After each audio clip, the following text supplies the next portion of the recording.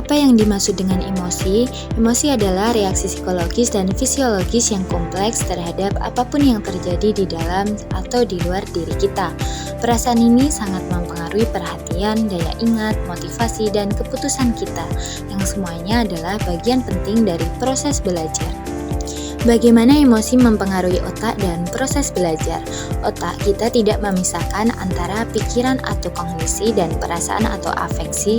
Keduanya selalu berhubungan erat dan saling mempengaruhi terus-menerus. Pusat emosi di otak atau sistem limbik. Amigdala ini seperti alarm emosi di otak, terutama untuk rasa takut dan cemas. Kalau amigdala ini terlalu aktif karena stres berat atau rasa cemas yang kuat, dia bisa menghambat kerja bagian otak lain, khususnya korteks prefrontal. Contoh nyata, bayangkan kamu mau presentasi di depan kelas. Jantungmu berdebar kencang, keringat dingin muncul, dan tiba-tiba kamu lupa semua materi yang sudah kamu siapkan semalaman.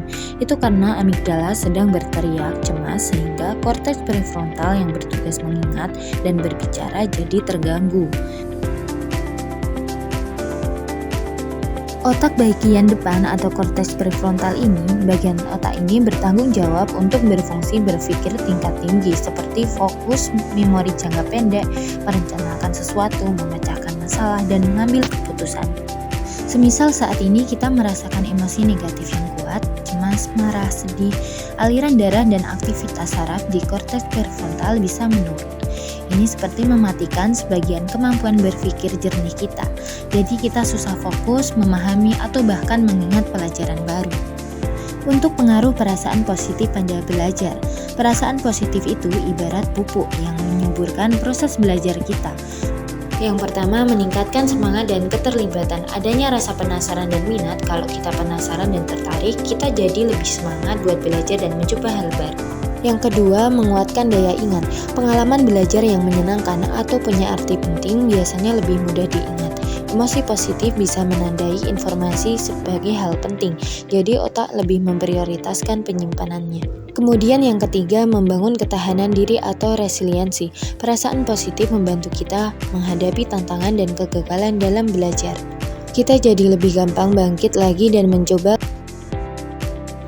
Pengaruh perasaan negatif pada belajar. Sebaliknya, perasaan negatif bisa jadi penghalang besar untuk belajar yang efektif. Yang pertama, mengganggu fokus dan konsentrasi. Seperti halnya ketika mengalami kecemasan. Kecemasan yang tinggi, misalnya saat ujian, bisa bikin pikiran kita penuh kekhawatiran, jadi susah fokus ke materi. Kemudian yang kedua, menghambat kerja memori. Stres berkepanjangan atau kecemasan bisa merusak hipokampus yang mengganggu kemampuan otak untuk membentuk ingatan baru atau mengambil kembali ingatan yang sudah ada. Makanya kita bisa blank pas ujian padahal sudah belajar. Peran lingkungan belajar dan interaksi sosial menurut Vygotsky. Sesuai yang pernah kita bahas soal Vygotsky, emosi itu tidak cuma datang dari dalam diri tapi juga sangat dipengaruhi oleh lingkungan sosial kita. Yang pertama, dukungan sosial dan bantuan atau scaffolding. Kalau kita merasa didukung oleh guru, teman, dan keluarga, maka kita akan merasa nyaman, sehingga kita lebih percaya diri. Kemudian yang kedua, suasana kelas. Kelas yang aman, inklusif, dan saling menghargai akan menumbuhkan perasaan positif dan mengurangi kecemasan. Sebaliknya, kelas yang terlalu kompetitif, suka menghakimi, atau tidak aman bisa memicu perasaan negatif. Cara mengelola emosi untuk belajar maksimal. Memahami hubungan ini memberi kita kekuatan untuk mengatur emosi demi proses belajar yang lebih baik.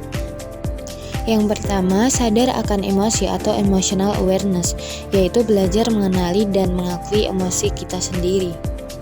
Yang kedua, strategi mengatur emosi atau reframing kognitif, mengubah cara pandang terhadap situasi yang bikin kita emosi negatif. Yang ketiga, membangun motivasi dari dalam diri, fokus pada makna dan relevansi materi, berikan pilihan dan dorongan, rasa ingin tahu, alami ke diri kamu sendiri. Itulah tadi penjelasan dari kami, sekian dan terima kasih.